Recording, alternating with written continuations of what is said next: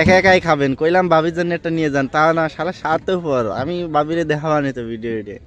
ভাবি যদি আপনার কিছু না কইছে দেন, ভাবি 60 টাকা একা একা খাই ফেলছে এই লোক।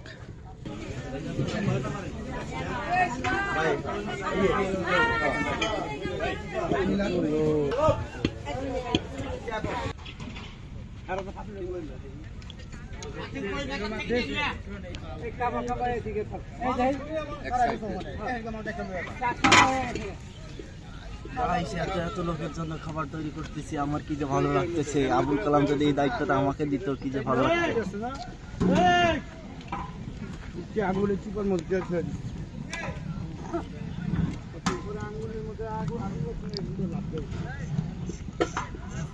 দেখা যায় না।